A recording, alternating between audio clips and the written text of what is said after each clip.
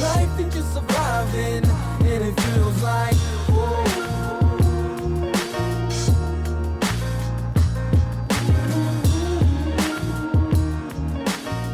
Hey, yo, Chad, let me speak to him. Man, it was my ticket out the hood. Fourth podcast of the year. Of the year? Of the year. Yes. Dang. Yep. Heck yeah. So you're nice and conditioned. Yeah. Most of them been on Zoom though, so this is I like the face-to-face better. Oh, it's totally. It's definitely better. Definitely better. Which is why, like, everybody started a podcast when COVID hit and everybody's at home. Oh, yeah. Mine went to the back seat. Yeah, took the back seat to the kids being home from school. And so Gabby, my ex at the time, or my wife at the time, was working from home. So she continued working. Me, I handled the schooling and stuff. And people just didn't want to meet face to face, rightfully. Oh, yeah. Justified in that moment. Yep. Well, it's funny now because everybody wants to meet face to face. But now it's funny. COVID goes away, but now the flu's back. Strange how that works, right? Yeah, right. I don't understand. Nobody talks about it. Yep, exactly. Well, thanks for joining me, Rob. Yeah. AKA Stark. Yes, 100%. I appreciate you asking, man. It's good. Yeah, no, I appreciate you. I know you have a wealth of knowledge, man. I think your thinking is pretty advanced, I would say, in my opinion. And it's a pleasure to have you sitting down here. And I just kind of want to pick at your brain. Pick away. Not much you're going to find. But. Stop. Rob, so tell the folks. You've been on before because we were talking about the F3, our workout group. Oh, yeah. Yes. Which you helped to plant here in Arizona, because you brought it from out east. So I guess, guys, welcome to this Juan time. Yep. And today I'm joined by Rob Verzera. Yep. AKA Stark. And I guess we met through F3. So can we let the people know a little bit more about F3 and, sure. and how you found it and then you brought it here? Okay. So back in, I got to remember back now. Hang on. 2016. Mm-hmm. I was... Through a whole bunch of steps prior to that, I got introduced to doing stupid stuff like Ironman and half Ironmans and triathlons and all those stuff. So that was about 4 or 5 years I did a bunch of those. And I was training for a full Ironman. That was my second one I was doing. It was one up in Lake Placid. It was like, at the time, it was one of the hardest ones on the whole circuit. So did that. Ironman training, it's basically a 6 to 8 month game plan, right? And it's every single day. Maybe you have a day off here and there, but for the most part, you're working out every single day. It leads up to that race. Once you're done with the race, it's over, right? And it's like it's a distinct done point. And the hard thing about it is that you're in this mental state for so long of just preparing. You do this race, and then what do you do? Right. And it was the weirdest thing because every single day I'm getting up early and working out. You have a mission. Right. Exactly. You have that mission to do. You get done with it. And now it's like, what the hell do I do now? Yeah. Right? You fall into this weird depression and it's a real thing. It's the post Ironman depression. Uh-huh. Right. So that went on for probably 4 or 5 months. And it was just like, I just was unmotivated to do stuff. Because it's very goal oriented. Yeah. And I think it's where you're going to lead to with the workout, that, when people have it in their mind, like I have to reach this goal, then when you get the goal, it's like, well, what next? What am I doing now? And then you fall in that funk versus if you create the lifestyle and make it a regular thing, like, well, I'm doing this for my longevity. Exactly. Yeah. Cause it's definitely different. Like you said, when you have that goal, right, you reach it and it's like, now what? And it was interesting because if you look back to where this whole thing started, right, it started off with a bet. Me and my buddy did a bet of, hey, we're going to run this triathlon. At the time, it was just a little sprint. It was I remember, it was like 400 yards in the pool or 500 yards in the pool. It was like I think it was a 10-mile bike and then like a 2.5 mile run, right? Something stupid. Gotcha. So we bet $100 about a month before. He ends up moving. Oh, so I'm like, bastard. so that's good. So I don't have to do this, right? And my wife was like, no, hell no, you did this. You're going to do it. And then you're going to collect your $100. So after that, I met some people and they have this crazy mindset that we're going to do more and more and more, right? So it starts off with a little sprint. Then it goes to a regular triathlon. Then it goes to an Olympic triathlon. And then it goes to a half Ironman, and then it goes. So you progress and but you just go further and further and further till you get to that point. And then, like you said, you do it, and then it was like, okay, what are we going to do? Well, let's do another one. Let's do a harder one. So we found the hardest one, and we did that human one. nature. Yeah. And then you get there, it's like, okay, now what? And I mean, at this point, like, I'm not that I'm tired. I needed to, I can't even explain it. I just needed something different, right? But anyway, you get done with that, and then you just go into this funk, and then I can't remember how I even got introduced to F3, but it was basically, I remember, I was at a party, and somebody was talking about it, and I remember I contacted the guy after the party, and he just ghosted me, like never got back to me. Really? So I did it again, and then finally I knew his wife, so I reached out to his wife. I'm like, when does your husband do this stuff? And she told me, so I just showed up one day. No idea what I was expecting. It's 5 o'clock in the morning, because that's when we used to meet in North Carolina, and I show up, and there's like 4 or 5 other guys there, and we start working out, and it was like, okay, good. I needed people to push me, right? Yeah. And then that just started, like, from that day. I remember I just committed to myself, and it was funny because it was about 2 weeks before the end of the year. All right, and everybody always has that mindset. Oh, January 1st, I'm going to restart everything. And I remember having that same thing. All right, January 1st, I'm going to start this thing. And I remember just sitting there, like, in the morning one day, being like, why are you waiting? Why am I going to wait till January 1st, right? You already had the thought. Yeah, exactly. I'm like, this is dumb. I'm just going to prolong this. So I just got up the next morning and I went.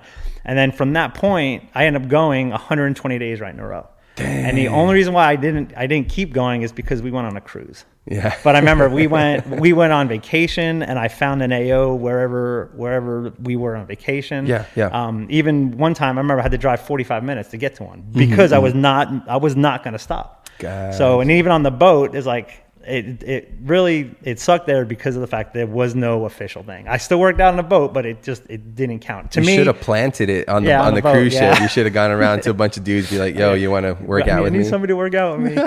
So, you imagine being approached on the cruise, but you'd have to find the right individual, because they're like, "Well, you're approaching me to work out right now, bro. I'm on vacation." Exactly. All right? But it was funny because I did that, and then after that, like, I don't know, I just kept going, and it was one of those things that was just part of my daily routine now. And where I lived there, within 5 minutes of where I lived, there was an AO every single day, right? So I can go Monday to Friday if I wanted to. So then I just got into a regular rhythm, and it was just 4 days a week I was going, and it was good.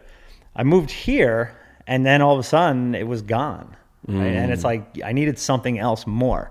And I just remember I started asking people in my neighborhood. Nobody was really that receptive to it, which really was unfortunate because there was a bunch of guys there. They just weren't my people, right? Gotcha. Yeah. So it was hard to get that going. So I was like, all right, how else can I find people? So I started putting posts out in some Facebook groups and a meetup group. And then one morning one afternoon I get a response from some guy named Ed. Yeah. He's like, yeah, man, I'll show up. So he ended up showing up one day, and it was just me and him. And then a couple more people showed up, and then a couple more people, and it just kind of grew from there. Still wasn't official. And then I was talking to people back in North Carolina that knew people that were like in charge of the whole thing. And then they were like, all right, we want to launch one out in Arizona. And they happened to have somebody else was here, but in Phoenix. They happened to work. I work for myself, so my coworkers are me, myself, and I, and it's tough to really kind of. You hate half of them, right? Yeah, exactly. Some of them, they're kind of weird people to hang out with. But they end up starting this thing in Phoenix. The official kickoff was in Phoenix, but we already had a little group growing here. Yeah, and then from there, it just kind of grew, and we're 5 years into it now, I think, here, and it's grown humongously here, which has been great.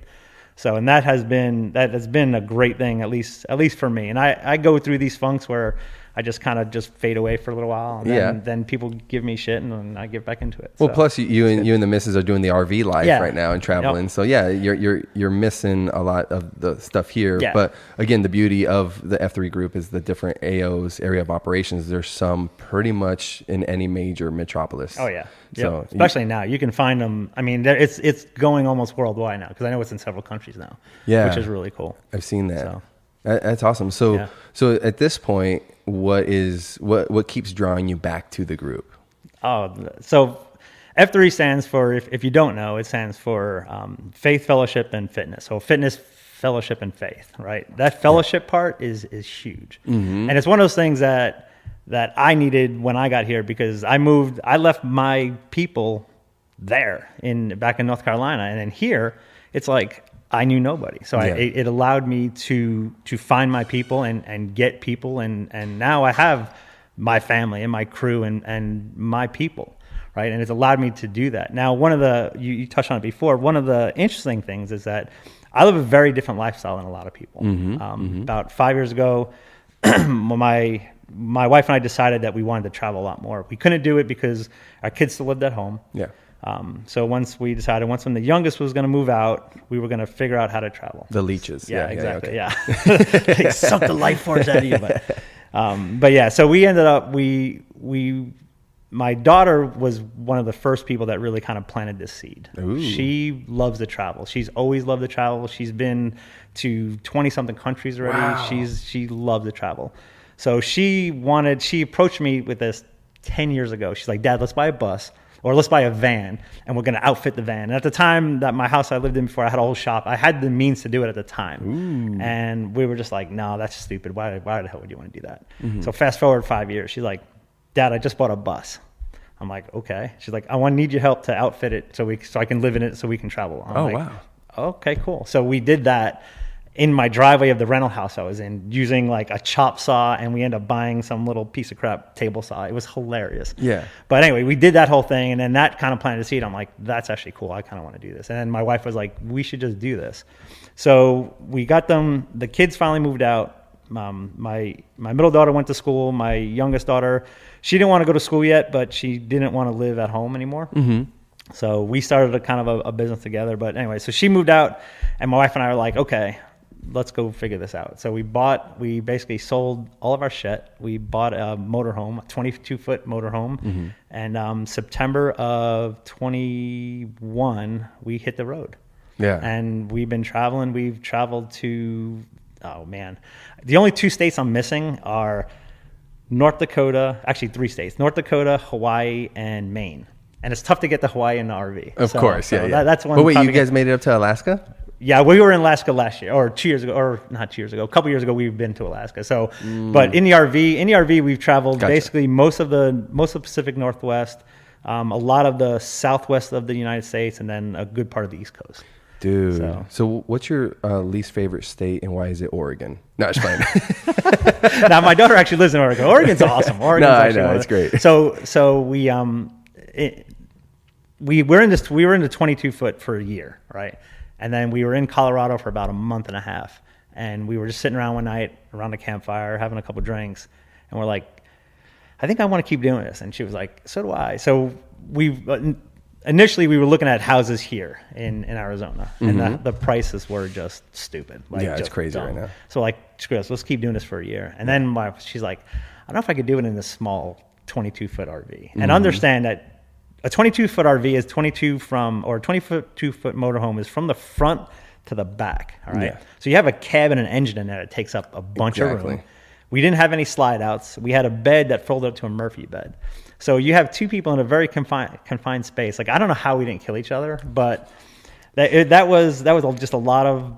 It took the marriage to a new level. It did. It was really good, though, because when your kids move out, like, you have to reconnect. You do. And it was really, really good to spend that much time together because we just did shit that we wanted to do. I mean, we both work remotely. We can do work from wherever we want. Yeah. Right. So it was nice to be able to kind of just reestablish that relationship again. And it was really cool. But after a year being in that close quarters, it was like, we just needed more room. So we started looking around and we were like, okay, we were looking at a couple different things. One was a travel trailer, which is basically something you pull behind your truck, or there's a 5th wheel that basically gets attached inside the bed of the truck. Oh, gotcha. So, or we were going to get what's called a Super C, which is like basically what we had, but like 3 times as big. Yeah, right? yeah. But 3 times as big means it was like $250,000. I'm like, jeez, and how much does it cost to fill up a tank like that?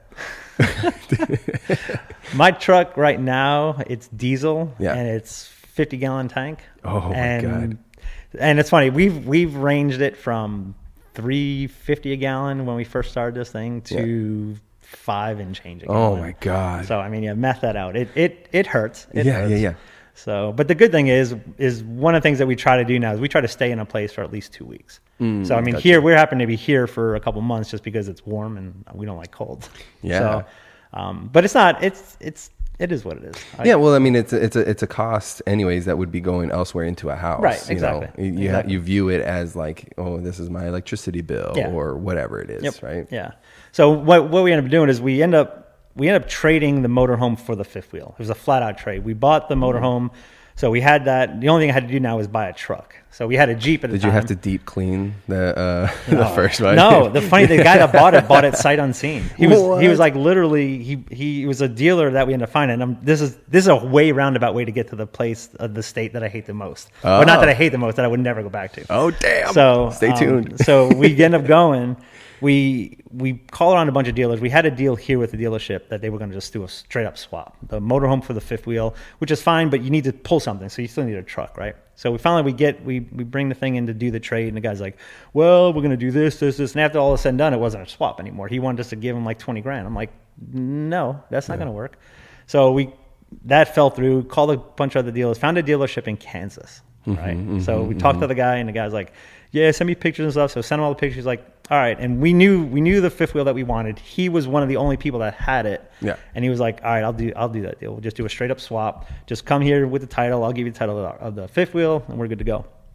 So we get there, and he ended up having something going on that day.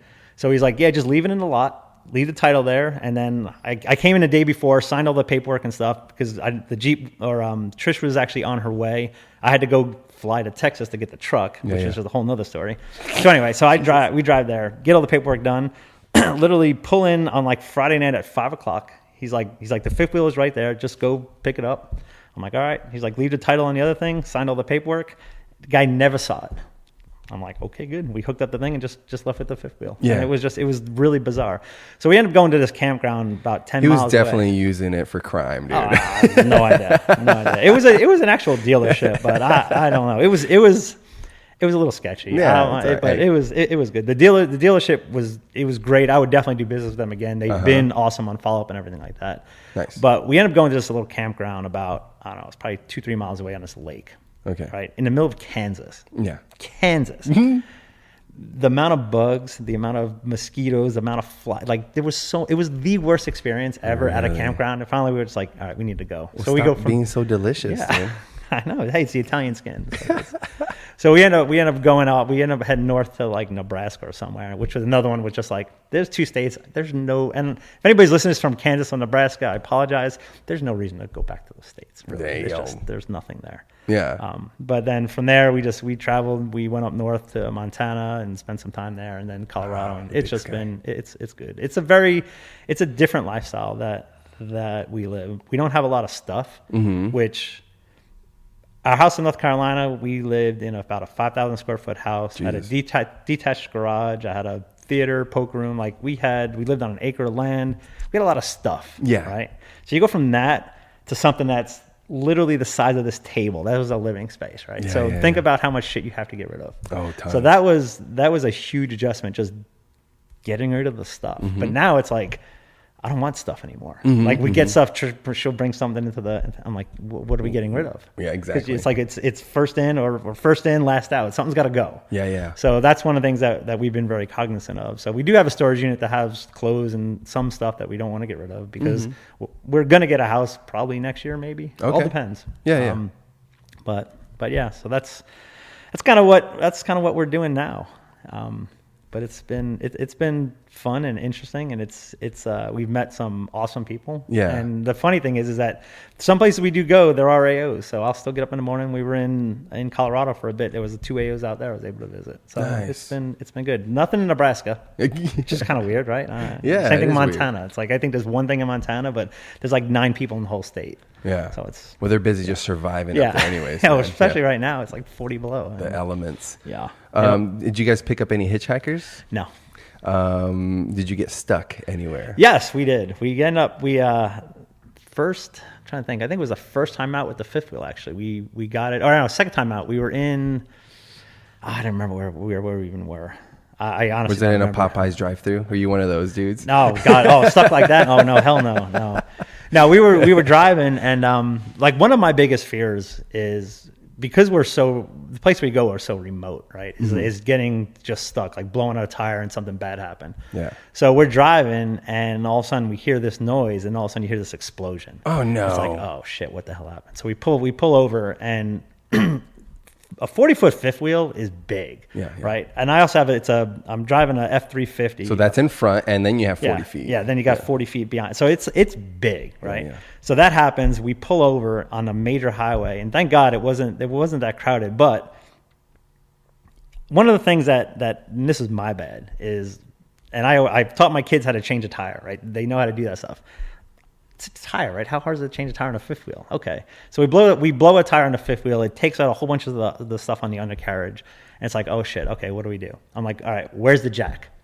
Yeah, there's no jack in the fifth wheel. Oh no. So that was new. And I'm like, okay, so we'll just use the jack for the truck. Mm-hmm. Where's the jack for the truck? I'm like, huh. So because like my other truck, it was underneath the seat and it's right there. No, it's not there. So I'm like, oh shit. So damn. Now I start going through so I'm starting going through the owner's manual. Where is the jack in this truck? So it's like behind the seat, right? So I pull the thing down and it's not a regular jack, it's a little bottle jack. Okay. Because of the way that the truck is, there's a spot underneath there you can put up, but the throw on it is maybe like 8 inches. Yeah. So that's enough for most people. Yeah. But hey, you know. So I go to put the thing under the fifth wheel, go to jack it up, and it's like say that's the axle, it goes right to there. So I'm like, okay, so what the hell are we gonna do now? So now I'm trying to find stuff. I'm trying to find a board. 2x4s. Yeah. So I happen to have a couple just jack stands. They're basically stands for the back part of the fifth wheel. So I had a couple of those. So I makeshift this thing and get this thing up. Thank God I had my power hammer in there. So I was able to like pop all the wheels off. Wasn't that big of a deal to get them off. But then it's like trying to get this thing back on. And it's like you're on the side of the road. There's cars flying by. It's like scary as shit. I don't have these are the things that you just don't think about. Like I don't have the flares. I don't have just stuff to like cones or anything. So it's like, please tell me you still don't.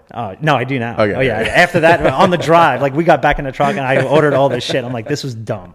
Yeah. So we ended up getting that. Finally we got it changed and then everything, and then we got back on the road. But that was the worst thing. But it was one of those things because it's always been just a big fear of mine for that to happen. Yeah. And then for it to happen and just like, okay, you know what? It wasn't that big of a deal. You confronted it. Yeah. You nailed it. Yeah. For what you had to work with. Exactly. Yeah. Exactly. That's a good feeling. That's the thing about challenges is you do fear them, but once you cross that bridge, you're different for it. Oh yeah. Right? 100%. Yeah. 100%. So now you feel a little bit more confident, right? Oh yeah. Now it's no big deal. And the thing about living in an RV, like shit always breaks. There's always something to fix. Yeah, so right? I mean, thank God I'm handy enough where I can usually fix pretty much everything. Like I can't remember, probably the first 2 months in, like we had a leak in the toilet bowl. So we had to replace the whole toilet bowl. But it's like, it's one of those things that you just learn how to do it. If not, you YouTube it and you figure it out. Yeah. So it's you get that confidence really quick because it's either that or you're going to spend a boatload to get somebody to come out and fix it, or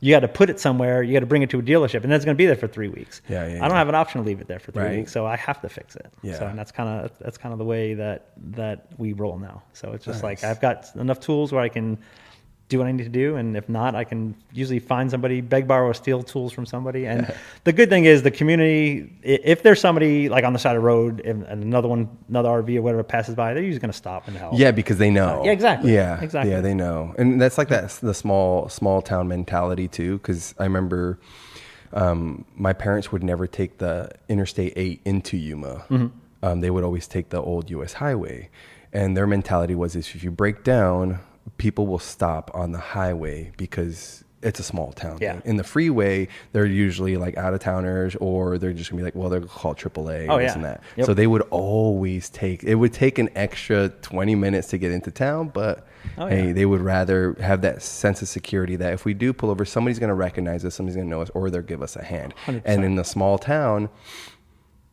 you get that more often, whereas here in the big city, you just see people pass by. Oh, you have AAA, or you have this, or you have that, or somebody else will do it. There's so many people here. Somebody will step up. But I'm busy right now. I got to get to work. I got to do this. I got to do X, Y, and Z. Yep. So you would. And so going forward, if you see somebody, I'm sure, you guys stop. Have to stop. That's awesome. Yep. And it's just one of those things. You got to. I live by the don't be a dick principle. Like, I'm gonna help people. I always do, and it's a fault sometimes, but it is what it is. But yeah, it's good. It's good. No, I've definitely seen your call to action when that's what's great about our group is like, you know, we got a text thread which is always blowing up with like 200 messages a day. But if somebody asks for, you know, a favor, or do you know somebody, like, yeah, if we got somebody, or if I'm the person, like, I'll make myself available. Oh, 100%. Well, even like next Thursday, Spaceballs is moving. He's like, Thursday after workout, can you guys give me a hand? There's going to be probably 10 guys there helping him load up a truck. Yeah. Where normally it would be him and his wife doing it. It's going to take them all day. It'll be banged out in an hour. Hell yeah. I mean, and that's the great thing about when you find your people, man, it's hard to go. And that's one of the things it's really hard for us because it took a while to find our people, right? Where we go. So now we're going to be gone. We're leaving in end of January. We're going to be gone until... Actually, I think we'll be back here in March or April for probably a couple of weeks. Yeah. But then we're going to be gone again until next winter time. So yeah, it's like you miss it. It's hard. But. It's very it's all you have to do when you're in a new town or in a new city is find your F3 people, and they'll bring you right in. Like, and I can imagine that's the same for like. I don't know, like I can only equate it to like maybe military folk or like, you know, anything of that sort where you have this camaraderie sense, and it's like, oh, you're Air Force, I'm Air Force, boom, we automatically have that connection. And I mean, that's how we easily fall into tribalism mentality, though. There is the downside of that where it's like, you know, if I know that this is how you think, then I kind of have a gauge. And if you don't think that way, then, you know, we're kind of at odds. Right. So there is a small issue with that. But the big upside is that as soon as, you know, somebody in town, I'm looking for an F3 workout, boom, your brother, man. Yep. Come on in. 100%. Yeah. Yeah. It is. It's great. It's one of those things you just don't find anyplace else. And being older, like when I first got into F3, I'm trying to think how old I was, mid 40s. Yeah. And it was like I always had my people, but it was only like one or two really close guys. Yeah. Right? And now it's like I have this brotherhood. And it's funny because I'm a member of a bunch of different dads groups, and there's always people going through that. Like, I just moved here, I don't know anybody. And it's like, dude, you have to find these people because this is the easiest way to find. When you're 45, yes, to make new friends. Dude, our dinner the other day. Yeah. I have a 50-minute video that Glory sent me because he recorded the whole thing. And everybody went up was like, it is so hard to make any meaningful friendships when you're married, kids in your late 30s or past that. Like, it's hard. Oh, yeah. And it happens every day. Every time a new guy comes out and you keep coming. Yeah. Boom. Exactly. Instant. We're working for something. We're working towards the same goal, and it's not to be better than the next person. It's to be better than your previous version. 100%. Yep. So when you're all in there and you're in the suck together, hell yeah, you can look over and be like, damn, this sucks for me, but it also sucks for this guy. Yep. And let's get it. And together we're gonna get through. Yeah. I mean, and that's what it is. It's so hard to explain and to put into words, right? Until you experience it, and like you said, being that suck together, you're looking over, you're not suffering, you're not the only one suffering. Other people are suffering with you, and it's just like together we get through it. I mean, no matter what it is, but it's having that camaraderie, and it's so different than everybody has their work friends, right? Like you have your acquaintances at work that you spend a ton of time with, exactly. bro. A ton of time, exactly. But it's different. It's so much more. It's more meaningful. It's just more powerful. It's just you're there at work. You're there to collect a paycheck. Yeah. So I'm here because I need to get paid. Yes. So I'm really selling my time to get money to pay my bills. Okay, cool. I'll put up with you. Yeah. Here you're voluntarily showing. That's exactly right. I'm going to put up with your shit all day just because I have to. I have to. And here with the workout group is you're voluntarily showing up. Yep. You're putting your own time aside, and there's nothing more valuable from a person than their time. Yep. And so if this is how I'm choosing to spend it, and there's no monetary exchange, it doesn't cost anything to come out to our workouts. Yep. You know, you're not getting reimbursed. But I think the currency that you get in exchange is way more worthwhile. Oh, 100%. 100%. I mean, there's the friends I've made in North Carolina, I still keep in touch with them. Really? I mean, it's just that's They're how still powerful sending it memes is. to each other. Oh, yeah. Yeah, I get the occasional ones all the time. Because they're Android users. Yeah. Exactly. Yeah, I get more texts from them than I do from you guys sometimes. Why is that? It's like, oh, your chat bubble's green. It's the Adora Trails guys, Yeah. man. It's those AT guys. Yeah, exactly. Exactly. Low key. Yep. Dude, so you're the father of 3 girls. 3 girls. Yes. What was the biggest challenge raising 3 girls? It's still going on. No, they are. You thought you'd get over the hump, and the hump just never comes. It's there all the time. I make fun of it a lot because it's for me. I just equate it to it's payback for misspent youth. Right? Oh, all the shit I did when I was a kid just came back threefold. Yeah, and I've noticed that the more I hang out with you, Rob, I recognize that I'm sure you had a good wild man stretch. Oh yeah. The more we hang out. Yeah. And we won't get into it. We don't talk about that. So it's a little bit of payback for your wild youth. Oh my God, yeah. But my 3 girls are awesome. They can be girly girls, but they're not. Right? Yeah. They have the ability to do that. My oldest daughter is, like I said, she's a travel freak. She's like me. Well, they're capable. Oh yeah. You raised capable girls. Hell yeah. That was the thing. Women. Yes, 100% capable women, and that knowing the shit that women put up with and the stuff that, and it's funny, I look back now, the crap I did when I was a kid and just the dumb stuff. It's like, man, I know what I need to protect them. I need to protect them from me. Like if I can get them to put up with my shit, they will have no problem getting through life. And that was one of the goals. And it's funny to see them now. Like my oldest daughter is just like me. Yeah. I mean, she doesn't put up with shit. She is an entrepreneur. She's working at a startup right now, and it's frustrating for her because of the fact that there's certain things that she wants to be able to do this certain way, right? And she's being micromanaged to do things, and she hates it. So she's like, "Oh my God!" So she's been able to figure out, okay, this is how I have to work with this person. And the good thing is there's humongous upside there. I mean, she's one of the first employees, so there's going to be equity compensation coming up. So she knows that. So it's like, and she busts her ass. She works, I don't know, probably 12 hours a day. But it's one of those things that she does that, and then when she's done with work, then she does her own thing. She has this whole travel thing that she started up. So that's going well. And I know her goal is to eventually grow that where she doesn't have to worry about this anymore. So and then my middle daughter is just uber smart. I think I'm pretty smart. Like you're someone else's kid? Is that what you're saying? Exactly. I'm like, how the hell? It's funny because she went to school. She wanted to be a surgeon. That was one of the things she always wanted to be. She got into biology and she got into chemistry in school. And now chemistry is like one of her main things. She actually just got an internship with a company in Oregon to do, I don't even know what, she explained it to me and I was just like, yeah, I'll just. You're like, okay, honey. Yeah, sure. Yeah. She's throwing all these big words. I'm going to use the chromatic graph. I'm like, yeah, you go for yourself then. But it's funny because we talk, we play backgammon every Tuesday. That's like our thing. So we'll jump on FaceTime or we don't really FaceTime because she's got I don't have the Apple. So it's like, oh, that's right. Yeah. So we usually just chat and then we'll play backgammon online. But dude, that's like the biggest reason I switched. Oh yeah, was for the FaceTime. It's just, God damn it. Yeah, they do that. Yep. Yeah. I'm not anti. I just don't like Apples. Because that's how I was. I wasn't anti-Apple. I was just like, I'd rather have the freedom of this. But then it got to the point where it was like, well, I didn't have all these tools to really connect with certain individuals. Yeah. The AirDrop was the other big one. Where like Glory sent me that video from the other night, an hour. Yeah, it took what 30 seconds for it to get to me. So I get it. I get it. Yep. But so she's kicking your ass at backgammon. Pretty much, yeah. But we had this running. We used to have a running total, and now it's just like I still win sometimes. The best thing is, the greatest thing about it is that like 2 or 3 days before leaning up, like I'll send her a text.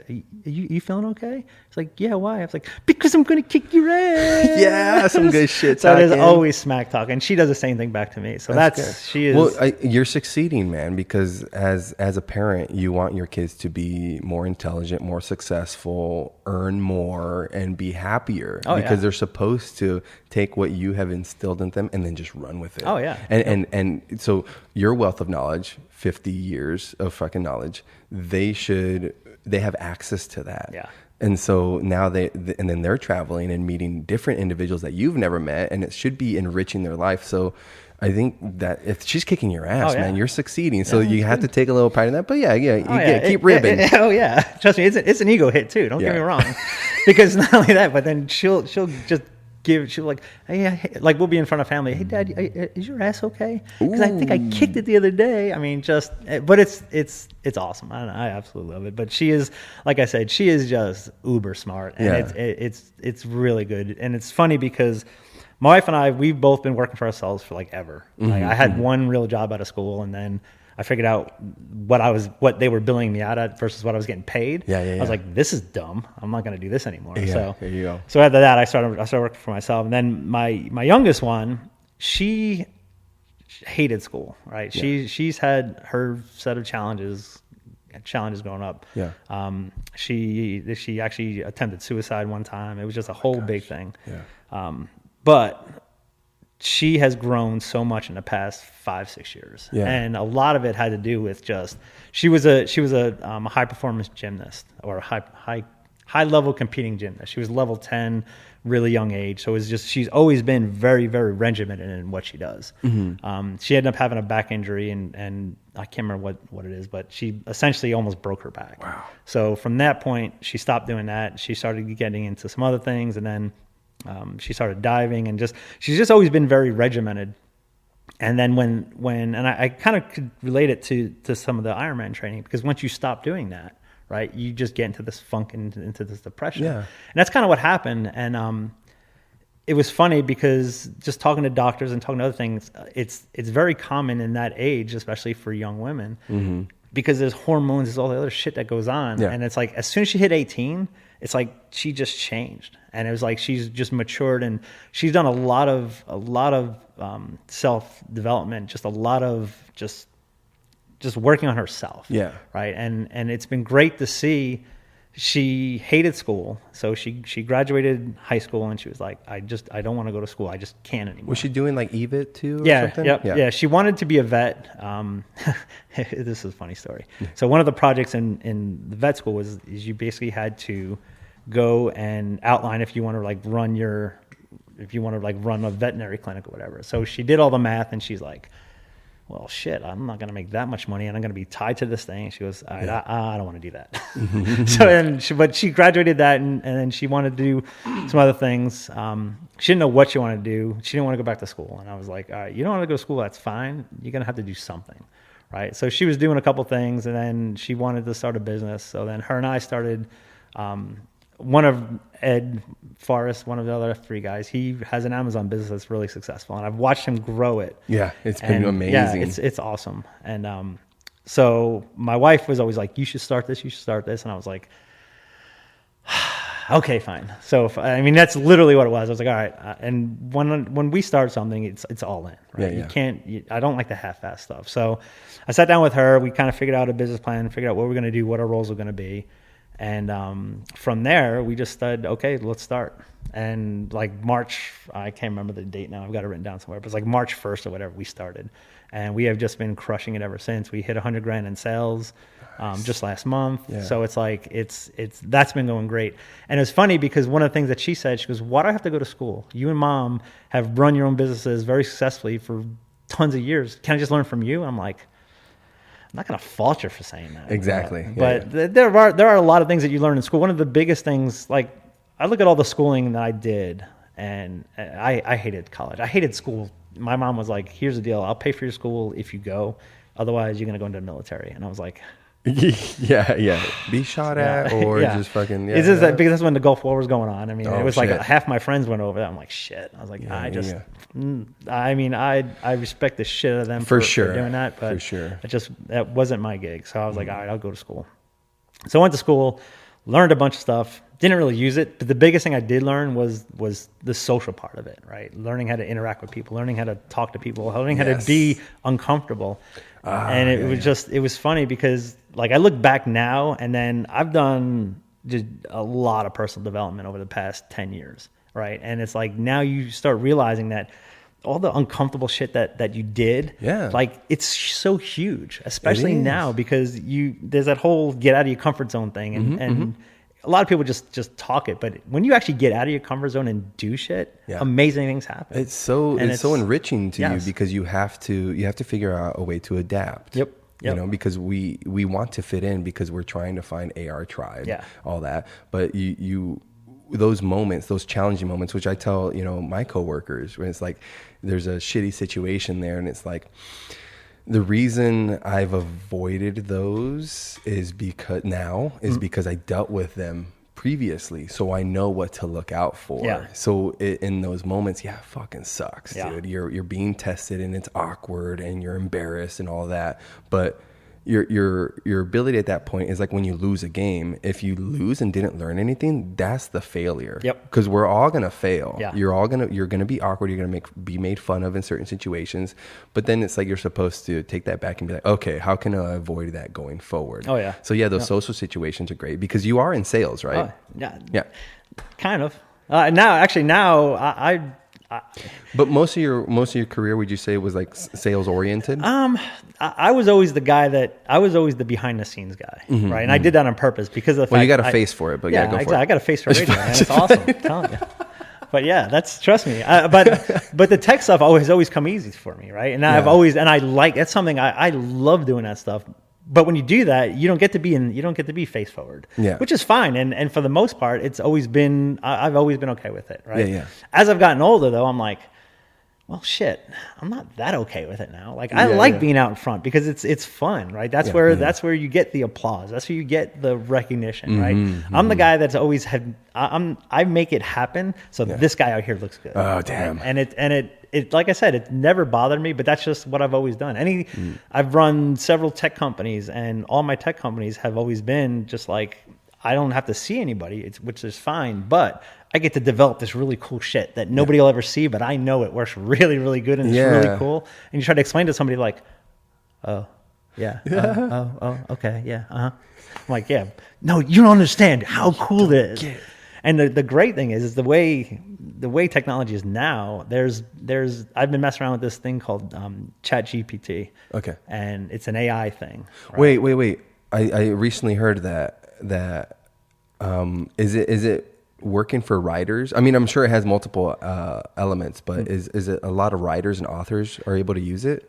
Anybody. Like, literally, you can make this thing, or you can ask the thing to do anything. Like the other day, I was trying to figure out, okay, just total aside here. I was trying to figure out a way that I can put in doing Amazon stuff. Every Amazon thing has what's called an ASIN. It's like a unique SKU for every product, right? Gotcha. I want to know how I can put an ASIN into a spreadsheet and have it go to Amazon, pull all the information, and put in my spreadsheet. So I was like, So I started Googling. That's the first thing you do, right? I'm like, there's 1,000 different things. Like, oh, this is a pain in the ass. So I was like, let me just try something. So I go into the chat. I'm like, write me a program that I can put an ASIN into a spreadsheet and it can pull the data from. Shut the fuck up. Hold on. You typed it just like that? I typed it just like that. I said, I want an Excel spreadsheet script that I can put an ASIN in and it'll give me all the data from Amazon. That's all I wrote. And it said, oh yeah, you can do that. And it just wrote out the entire script in VB for me. I was like, get the fuck out of here. So I was like, hold on. You put it in. I put it in. And then I pasted it in there. And then I went to run it and it said, oh, you're missing this thing. Back to the chat thing. I'm getting this error. How do I fix it? Oh, you have to go to this website, download this library, put it in there, and it'll work. I'm like, okay. So I started doing that, put it in there. And I haven't got a chance to do it yet because this is what I did the other night. And then we went to the party. Dude. So I'm like, I got chills right now. It's stupid. Here's the other thing. Like, you talk to like a lawyer, right? And this is what actually got me interested in this thing. Because I was listening to something, probably a TikTok or a reel or something. I saw Gary Vaynerchuk, which everybody knows. He was talking about it. And so I was like, okay. So, but the thing is, like, the lawyer typed in, okay, I can't remember what exactly he did, but essentially I need a brief or whatever on this, right? It wrote out the whole thing. And he was like, as a lawyer, he's like, yeah, my job is not going to be here for much longer. Damn. So, but think about this. If you're a college or a high school kid, you need to write a paper. I need to write a paper on hook fin that's never been written before. Or I need it written in this type of whatever, right? I need this. Bam, there it is.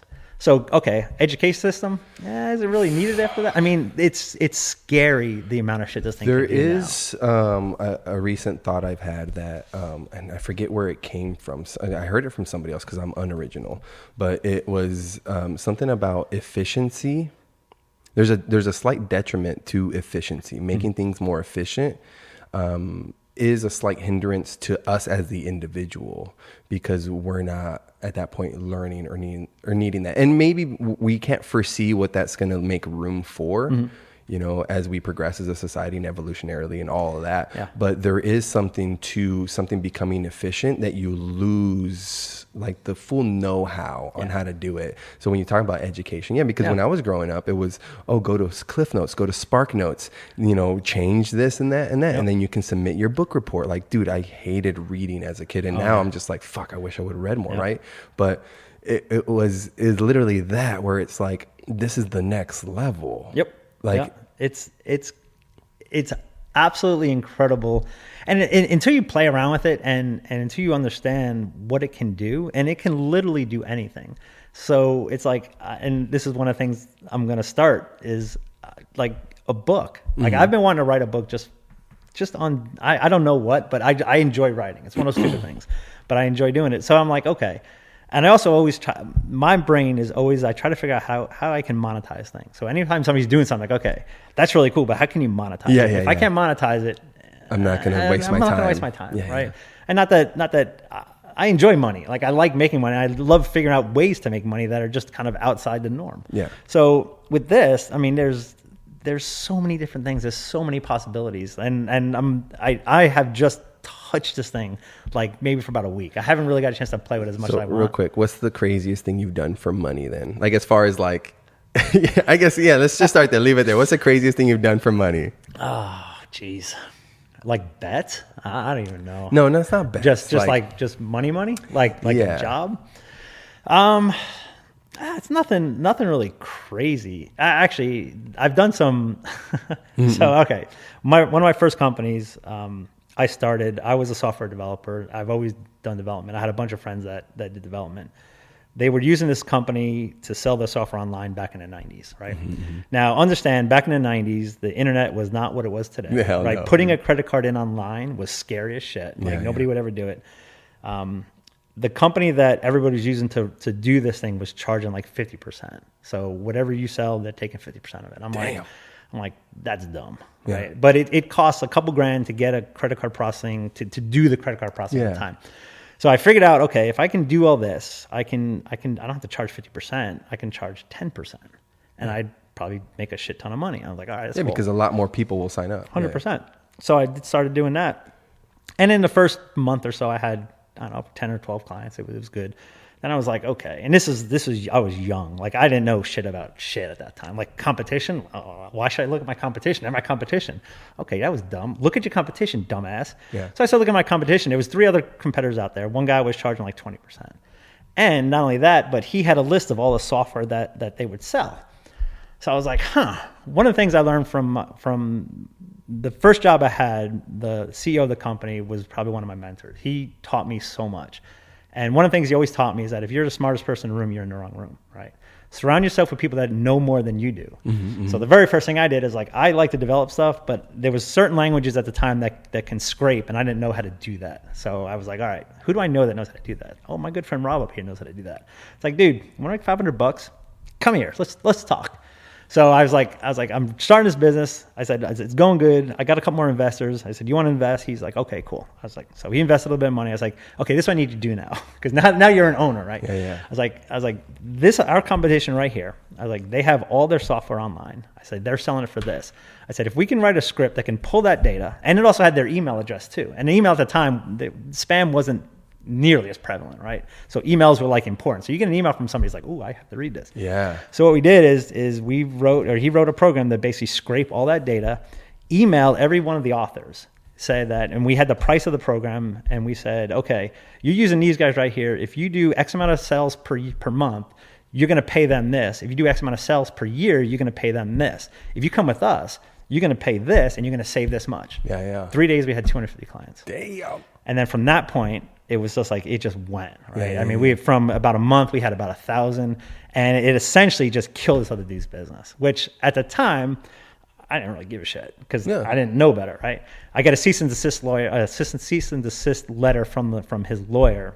And then at a conference about a month later, I ended up bumping into him in an elevator, which was just really awkward as hell. Yeah. But anyway, back to the money thing. That was one of the things that it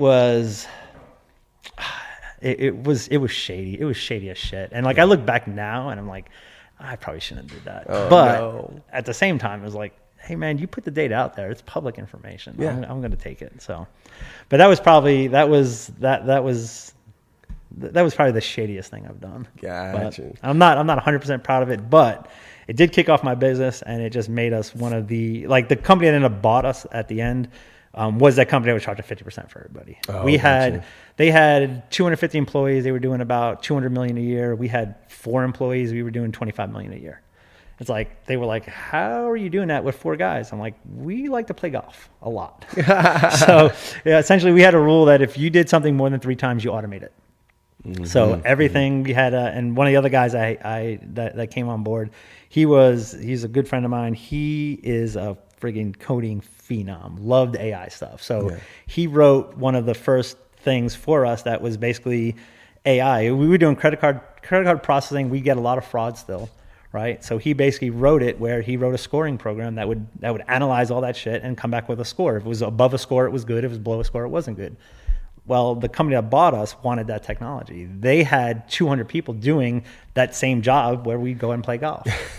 So they weren't buying us for anything else more than that. They want to know, like, I remember getting a phone call. I was like, how the hell are you guys doing this? How are you doing this much? And with 4 people, I'm like, we like to play golf, man. You caught me. Actually, I'm on the 6th hole right now. Like, I remember the phone call from the CEO. He's like, we need to have a conversation because we want you. I'm like, okay, let's talk. Let's do it. So yeah, it was interesting. That was my first just jumping into business like that. It was big time it was too, right? Yeah. It was cool. Back in the day. So hold on, you're talking about writing a book, right? Mm-hmm. So what do you think? I have no idea. I like to write. Like I write about experiences and stuff that we do. I had a blog, but not like fiction. No, gotcha. just life. Yeah. I mean, I've always, like, when I was a kid, I used to write like creative writing stuff. Like I love that stuff. I have a minor in technical writing, so like I know how to write. I know how to do all. Gotcha. And it's just one of those things that it's just, I don't know. I've gone through some pretty cool shit. I've had some pretty good experience. I'd love to just put them down sometime. But would you do like a 50 Shades of Rob? Yeah. in an RV? An RV story? RV stories, yeah. RV lifetimes. But so one of the things also, like, and this is one of the things I'm really trying to figure out how to do is, like, I love to cook. Cooking is one of my, I cook every single day. Well, you're Italian, right? Yeah. So we make our own pasta. We don't do it as much anymore because we just don't have the space. Yeah. But that was one of the fun things with the kids. Like, I have pictures of the kids. We have spaghetti hanging from all around the house, hanging from the cabinet. Stuff is fun. But I love to cook, and I keep seeing these people on TikTok doing these little things. I'm like, man, this is like RV cooking with RV.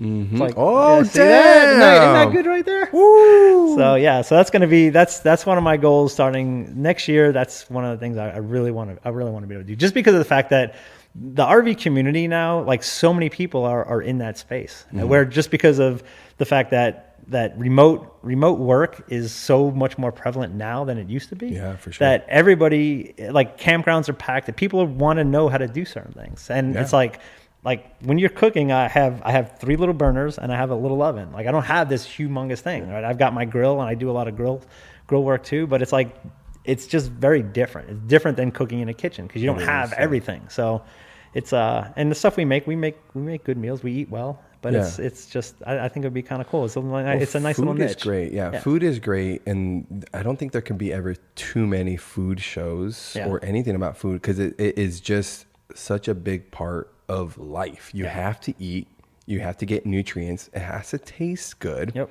It teaches you about the culture and the people that it takes to create that. There's so much involved with food, and then it's a sense of community. Oh, yeah. Because you're bringing people in to feed. Like, there's just so many different angles, and it'll never go away. Yep. And there can never be too much. Oh, exactly. And one of the other things too is I watch all of these, and they're really well done. Like, everybody's got their props, and they have the camera. I'm like, I want to do one where it's just like, here it is, man. This is what we're going to do. The camera's going to be right there, and it's just going to be, this is the way real life is. Because, you know, when you cook in real life, you make a damn mess. You make a damn mess, right? And you don't see that in any, everybody's kitchen's all pristine. It's like, I have a countertop that's about 1.5 feet wide by 4 feet long with a sink. It's like, okay, how much mess happens there? Oh, a whole shitload. A lot of meth happens there? Meth, yeah. Oh, okay, guys, do an RV. That's right. call me Walter White. It's all good. Yeah. Yeah, no, that would be awesome. I would look forward to that, man.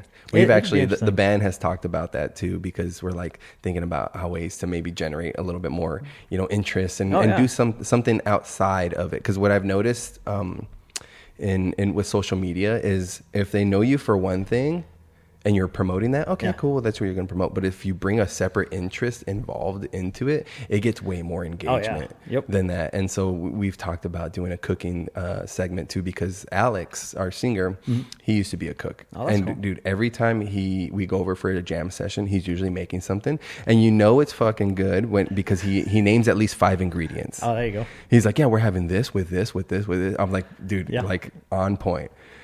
So we'll have our current drummer, Ed, who's from Guatemala with a heavy accent. And I think he'll narrate. I'll write the script very verbose and a little complicated. Yeah. Have this immigrant Guatemalan read it. And Alex is the cook. He's the executionist. So we'll do it that way. That's perfect. So that's awesome. Hopefully we can get around to doing that. Oh, yeah. And it'll be somewhat funny. Yep. No, it's good. And the way social media, and it's funny because I know it, and a crazy amount of musicians, like you included. I see those things that happen on TikTok, like just the duets, where it's like a duet, and then somebody else will add another part, and then another part, and another part, and stuff like that. That creative outlet, it's so cool. Like, and I'm jealous that I don't know how to do some of those ththings. Yeah. But I've seen a couple where it's like somebody will start off with just maybe just vocals, and somebody will come in and just add like a bass line, and somebody else will come in and add drums, and somebody else will come in and add guitar, and then you just end up with this whole collaboration of layers of people that don't know anybody, but the music brings them together. Yeah, exactly. Right, and it's just that is like humans sometimes are really cool. Like when they do stuff like that, it's so awesome, and it's like it brings back, you always seem like restores the faith in humanity, because people aren't all assholes. I mean, there are a bunch of them out there, but when stuff like that happens and you get that unique collaboration, like that's just cool. It is like, cool. That's just cool. I don't know. It's different walks of life. Like music is the great, breaking of barriers, all that, because you can have different walks of life that enjoy a certain type of music or that know something, and they're going to come together to produce this cohesive product. So let me ask you a question. Let's flip this for a minute. Ooh. How long have you been playing music for? I picked up drums when I was 15, 14. So my dad always loved musical instruments. He loved music, norteño music, but he was tone deaf. He couldn't for the life of him hold, a rhythm or a beat or anything. But so there was always a small little piano. I remember him having an accordion. I remember a guitar being in the house, and we would go to Mexico, and he would check out the instruments down there too, but he couldn't for the life of him play it. And I decided to get a drum set for whatever reason. My parents bought me this cheap little Walmart First Act. Played that for a little bit, and I'm like, well, I'm a musician now, right? So I start cruising Zounds, which is one of our competitors now, because I work for GC, and I was looking at that's where I found I was looking at drum sets there, but they bought me one from Walmart, and I found a bass, and I was like, I need this bass, Mom. So for whatever reason, they sprung for it, and then it just sat there. And so I was playing my drums. My cousin Josh came over, who turned out to be a fucking great drummer. My cousin Josh was so gifted at anything physical. Like I introduced him to tennis. He became this badass tennis player. He was a really good quarterback. He could sing. He picked up guitar, and then he picked up drums from me. But he beat my drum set to fucking shit. So I remember going to the local store and looking for replacement cymbals, and I'm like, dude, I'm like 16. I can't afford an $80 cymbal. My parents can't afford it to retrofit it. So the drum set went to shit, kind of sat there. I had played it at our high school's talent show. It was like this, it was called the Mr. Ram. It was like this whole dating, like there was an opening dance sequence. There was a swimsuit edition. Like it was, it was crazy, right? So I played drums 1 year, my junior year. And then my senior year, it came back around. I was like, well, I can't play drums again. So I have this bass sitting there. So like a week before, I try to learn the bass line to Sugar Hill Gang. Do, And I remember I went to my friend Haley's dad's house because he played bass, and I tried to learn it. I could not get it down. If anybody has video of this, please do not share it. But I'm up there because it was the 80s. It was 80s theme. Right. The year before was like country theme, 80s theme. So I'm in there like this Adidas tracksuit, looking cool, and just totally missing the mark on this. But it really ignited something because I remember it was around April when the Yuma County Fair is. And I remember staying at my buddy Andy's mom's house, and I was practicing Jimi Hendrix. Oh, nice. Yeah, on bass. So I'm like, not the guitar. Yeah, I'm not good like that. But I remember ever since then, I kind of just kept it going. Was a bedroom player, played Chili Peppers, played all this and that. So I was about 17, 18. And I'm not any better than I was, man. I literally had this conversation this morning, and it's like I have in my nature to just do the bare minimum to be fun at something, right? But I don't progress in that sense. And there's a benefit in my personality because I cast a very wide net. My interests are very wide, and I feel like that allows me to kind of like be able to flow through it. But I'm definitely not one person that's really good at one thing. Like I played pickleball with you guys for the first time, and it was so much fun. Oh my god, yeah, decent. But yeah, I'll never be fucking great. It's all right, but it's the experience though. Yeah, it's totally the experience. That's one of the huge things, right? You cast the net that wide, you experience so much more. Yeah. Right. But I asked a musical question for this. My musical tastes have changed so much, and I was just thinking about this the other day. My musical tastes have changed so much from when I was a kid, and I remember driving in my car. My dad used to listen to country music. Yep. Right? I hated country music. Oh my god. Yeah. Now I don't mind it. Like I'll listen to it, and I was just thinking about it because it got me thinking too. All right, I'm listening to what my kids started listening to. Oh right? yeah, they went through that. They started with the same crap we did, right? Had the rock and roll. They went through this whole screamo phase, like all three of them. Like it was just really weird. My middle daughter now is like into 20s music. She loves the swing stuff. She loves big band. Yeah. My other daughter, she's just like whatever. And then my other one's like pop or whatever, right? But we had this conversation about how society and culture today has changed music and a lot of their creative outlet. It started with, we were talking about the Taylor Swift song I'm the Problem. Okay, I'm not familiar with it. There's this part in the video where when it first was released, there's a part where she looks down at the scale and it says fat, right? It got so much feedback and just so much negative stuff. She took it out of the video. Oh, wow. Right. Okay. But it's like, it's the whole cancel culture thing. Right. Yeah. And this is going to lead me to something else in a minute, but it's interesting how, and they were like, oh, it's good because it offended people. And my retort to that was, don't you think it kills the creative process? Because now I have to worry about, am I going to offend somebody? And is this lyric going to offend somebody? Is it going to hit somebody the wrong way? Exactly. Right? And then, right after this happened, we were doing something, and a reel came up about last year or 2 years ago, the song "Baby It's Cold Outside." Oh yeah, I remember this. I remember this thing. And it was like cancel culture came in. It was like, oh, there's rapey versus and all this stuff. It's I can't remember what they call it, toxic masculinity or whatever they're calling it. But at the same time, the song "Wet Ass Pussy" just won a Grammy. Yeah. Right. So the comedian was talking about this, and he started comparing and contrasting the two things. Right. And it's like the culture and the community and the world is so fucked up right now. It is. That you have to worry about so many different things of what you say and how you say it. And it just seems like, and I don't remember where I was even going with this whole thing, but it's interesting because I really think about things before I say them now. Really think about things. And one of the things that has really come to fruition is the way that women are portrayed in a lot of things, right? I've never ever given it everything. A woman has to be everything at all times. Yep. But I've never given it a second thought about stuff I say or stuff I do. And even having kids, like growing up, because that was just the way it was, right? That was the way that we've always done things. And now it's like, it's so interesting that you have to be, you have to be very careful about what you say. You have to, and at least for me, like I think about things before I say them. Now I understand how is this, if I say this, how is this going to impact somebody? How is it going to make somebody feel? Yeah. And it's interesting the way that music, and I started with music because of that whole thing. Like, I'm curious on how much that has changed the way music is. Well, just art in general. So here's the thing about art is that it's supposed to push the envelope, and you're not supposed to agree with everything and everyone at all times. Yeah. We're human, we're individuals. Now there is a sense where like this criticism does hold you to a higher standard. Listen, don't be a piece of shit. Yeah. But at the end of the day, like comedy, especially it's literally just trying to get a laugh, and we've all done it with our friends. Everybody has. Like, to say that you haven't is a fucking lie. You try to say the wildest shit because you're not supposed to say that, right? It's all it is to catch you off guard and have this like, what the did you really just say that?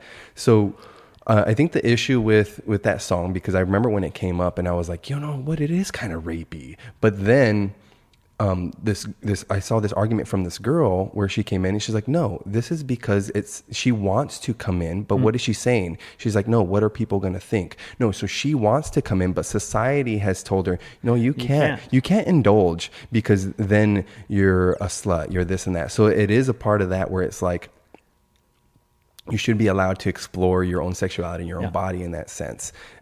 So I really resonated with that because I am completely on board with, you want to do what you want with your own body, go for it. And the fact that she has to say, I can't because of how I'm going to be viewed. Now there is a sense of like your own value, your own worth and all of that. Yes. But that's the thing. It's like, it's not one way or another. It's not. And so the song is older. It was, I don't know the history of the song, so it's probably written in the 50s by a man. So they're like, okay, so it's written by a man. Wet Ass Pussy is written by a woman per se, and it's her owning that her sexuality in a sense. But yeah, there is this fucking double-sided thing, 100%. And usually what I'll do is, if you guys aren't familiar with an artist named Lucille Bogan, and people that say that music this day is so raunchy and this and that, this is one of the filthiest bitches to ever grace the mic. She wrote songs in the early 1930s that is all about her fucking dudes and how good her pussy is. And what's her name? I want to look her up. Lucille Bogan. All right. Went Till the Cows Come Home is the main song. And it talks about how she's going to fuck them good till the cows come home. So like, to say that music is bad now and it's dirty now, it's always been bad. Always been there, and it's always been dirty. Every song is about sex, drugs, fucking love. It's those are all intertwined in there. It's just the part of human nature. So it is human nature to fuck up and say the wrong things. We're not supposed to write somebody off for it. You're supposed to do what, I forget his freaking name, but there's a jazz musician, black dude, who's converted 200 KKK members from giving up their robes because he talks to them. He sits down and be like, okay, so what's your idea about me? Well, I'm this, I'm that. Well, I'm standing here now. I have a degree. I'm very intelligent. I do this. And he breaks it down that way. You're not just supposed to write people off. So I do not agree with cancel culture at all. one bit. Nope. I do not. People are supposed to have redemption. If they apologize, you're supposed to accept that apology, man. Like, dude, it is just so fucking wild. It is. It's interesting. It does hold us to a different, to an elevated standard. We can't just continue saying, well, this is the way it's always been. So this is this. No. Okay, let's address it. Let me take your points and be like, and counter them. Be like, okay, I agree with this, but also like, because eventually the needle keeps moving. And what you notice is you're never woke enough. You're never this, because we're human. We're going to fucking slip up. We're going to fuck 100%. Up. We're going to do that. To say that you're not, then go download your consciousness into a robot and have it. 100%. It's like, do you want to be judged by a robot? Is that what it is? No. And that's funny because that's the way things are now, right? It's like, it seems like that you can't have a conversation. You can't have a debate with somebody, right? It's black or white. There's you can't. And this is just from my perspective, and I could be way the hell off, but it's like, you just can't seem to change people's mind. The communication and so many things have just gone away, right? You can't have a conversation with somebody and then come to a compromise.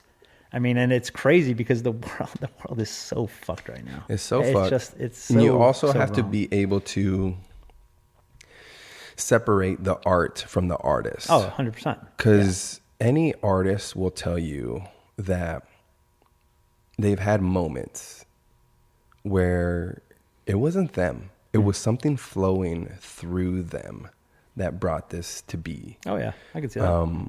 So you have to be able to separate this individual from their thoughts and when they're creating art and you're partaking in that art. Like you have to be able to do that. Oh, 100%. I agree If not, how can you enjoy fucking anything, dude? How am I going to hold you to the worst thing you've ever done and then just totally write off everything else? Yeah, everything else. 100%. Okay. Yes. Yep. You cannot. Exactly. So I think that will be another layer of growth for us as a society when we can finally come to terms with that. Oh yeah. Yep. And it needs to happen sooner rather than later. It really does. I mean, because it's crazy. Right And now. that's the issue with my earlier statement about efficiency is it's very easy per se to get by today, Oh yeah. There's food on every corner. There's ways to make money anyway, whether it's a little bit, it's there, but there's ways to get by. Now it's very easy where we don't have actual problems. So we create and we go out and look for our problems.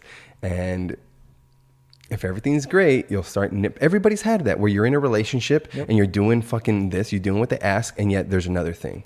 Yep. Oh, hey, you could also be doing it. Hey, there's another thing. Hey, there's another thing. Because there always is room for improvement. Oh There my God, is. yeah. There yeah. is. 100%. You think you're doing the most, but there's always a little bit more that you can dig down. But see, it's one of the things that, and you said this before, people strive just to get by. Like they'll get to that point where, okay, I'm okay right here. Okay, good. Dude. I mean, there's so many people that have that. There's so much more potential in people to do certain things, but they're happy. I'm gonna get you off my back. Yeah, That's it. exactly. This is what you're worried about. Cool. Yeah. I did a little bit of this. Now get off my back. Go away. Yep. Yeah. 100%. Yeah. But it's funny because the stuff I used to do, like I used to coach people doing like affiliate marketing. Affiliate marketing is one of the easiest ways to make money. Yeah. Literally all you have to do is you have to talk about a product, right? Talk about the problem it solves. That's it, right? Mm-hmm. It takes work. It takes a little bit of time, but it takes work because you have to do it. You have to be consistent at it. People fail at it all the time. And it's like, why do they fail? Because it's hard. It's not hard. Sit in front of a camera and do a video for 5 minutes. Do that 10 times and you're going to make money. Yeah. I mean, people are like, oh, that's too hard. I don't want to do that. Oh, okay, then don't bitch. Like, just that's one thing I cannot stand. If you're going to bitch about a problem, do something about it. Mm-hmm, right? Otherwise, you have no right to bitch about it. Don't tell me that, oh, I can't make money. Yes, you can. You fucking lazy is what it is. It's like, just, I don't know. I have a big problem with people bitching about things and not doing anything about it. So and not putting in the work. That's what it is. Come to me with a problem and a solution, or at least a potential solution. Mm-hmm. Don't come at me with a problem because I'm going to be like, oh, go away. I don't want to deal with you because you're just bitching now. Don't bitch at me. Come with me with a solution and we can fix it, or we can try to fix it, or at least talk about how that problem can be fixed better, or your solution can be changed to do more, or whatever it is. Yeah. That's the lowest, I forget the word I'm looking for. Not like lowest sign of intelligence, but like the bare minimum is to honestly just complain about something. Yeah. Be like, oh, that's shit. Yeah. And then it's like, okay, well, so what's your suggestion? Yeah. Oh, I don't know. I just know that's shit. Okay. Yeah. That's a good starting point, I guess. Come back with me in like maybe 15 minutes. Can you provide me like something that you would think would be a little bit more sensible? But no. We just love to hear ourselves talk. That's what I think it is. It's funny. That's one thing that I've learned over the course of living, right? Is that the less you talk and the more questions you ask, the more you just get so much more out of people. And the funny thing is that, and this happens a lot. If you can sit there, I can meet somebody, I can ask them 2 questions and not say another word for a half hour and just let them talk. Yeah. Like, man, you're just a great conversationalist. Yeah, dude, right. I just feed you, man. That's exactly. All. I feed you a question. Yeah, because we love to hear ourselves talk. We love to talk about ourselves in that sense. Like, hey, this is what I'm into. Yeah, these are my experiences. Yep. Yeah. And I used to get through I had my training partner. She was a colonel in the Army, and she was my running partner. We used to meet at 4:00 in the morning to run. I used to seed her with 2 or 3 questions, and then she would just go off for the entire run, and it's like, then we're done. Yeah. The challenge was that she was going through a divorce at the time, so depending on what that seed went with, right, it was like all of a sudden we're running like an 8-minute mile, 7-minute mile pace. I'm like, rainbows, butterflies, unicorns, think of happy shit, please. It's just like, you were fueling her. Yeah, the more piss she'd get, the faster we'd run. I'm like, oh, this was a mistake. But it was so great because I could just feed her just 1 or 2 questions, and then she'd just talk. And the good thing is, the more she talked, it was like, okay, I can't talk and run because I can't breathe, right? It's tough. Like, as long as she's doing it, she's a badass. Yeah, she is. She's awesome. But yeah, that was always the best thing. And it's one of those things that you learn, the more questions you ask and just listen, right? It's just, you get so much more to people, and people are so much more appreciative of it because of the fact that they think that you're a great conversationalist. And all I did was ask a question or 2, right? It's awesome. It's like, that's the way I get out of social situations. Isn't that so crazy? Yeah. You want to be a good conversationalist? Yeah. Don't say anything. Exactly. Yeah. just listen, man. Listen, and people just keep going and keep going and keep going. And the cool thing is that they'll run down a rabbit hole, and all of a sudden it's like, ooh, I did not know about that about you. That's interesting. How'd you get on that? How'd that happen? Tell me a little more about that. Okay. Bam, there's another half hour gone. Exactly. So it's like, it's good. It's good. So it's all about asking questions for sure. Back. So how do you unwind then after, say you had like a long trip in the RV or like a tough day on the job per se? On the job, my on the job days is about 4 hours. Are you? I try not to work a lot, but that's good. I don't know. I poker is one of my things I absolutely love. I play it a couple times a week. I'm a TV nerd. Like I can just literally veg out. I make my own edibles, so I usually have an edible and I'll just chill out and just. How'd you get into edibles? So I got diagnosed with MS a bunch of years ago, probably 2000. Actually, I was going back. I think it was like 2007 or 8. Oh, damn. Yeah. So, I was on a bunch of different meds and they all sucked and they had all these shitty side effects. I started talking with some other people that had it and they would experiment with it. So I was like, all right, I'm a big fan of weed. I've always been a big fan of weed. Mm-hmm. I went through a long, all through school, like high school, I was a big stoner. Yeah. Stopped it for a lot of years. The wife just wasn't into it at all. So I was like, that's fine. So didn't do it. Started reading about the benefits of it. Mm-hmm. Talked to some people it really helped them. So I was like, all right, I'm going to start doing this. So the challenge was in North Carolina, it's not legal. Right? Gotcha. So I've got to go find the guy that's on the corner somewhere. And it's like, you don't know what the hell you're getting. You don't know what it's in it. So that's the issue with stuff not being regulated. Right. Exactly. So it was a little bit of a challenge, but I did enough research where I was able to figure out certain things. I was able to figure out how to do the extractions and stuff, because the first time you do it, it's like, oh, let's make weed brownies, because everybody makes weed brownies, right? And they come out like shit. And I'm like, this is horrible. So I started doing some more research, figured out how to basically extract it. So did a bunch of stuff there, and then I was just making my own oil, right? So then with the oil, I could do anything at that point. You can put into absolutely anything. Like a tincture? Yeah. So initially, I started with alcohol, because you can, if you take weed, soak it in Everclear, right, and basically just grind it up really good, soak it in there for about a day. So the flower, the bud. The bud, yeah. Gotcha. Yep, the actual flower. You can basically take that, it'll extract into the alcohol. You can then sift down the alcohol, and then you can have a tincture. Now the problem with that, you put those under your tongue. It's Everclear under your tongue. It burns like a mother, right? Gotcha. It just absolutely sucks.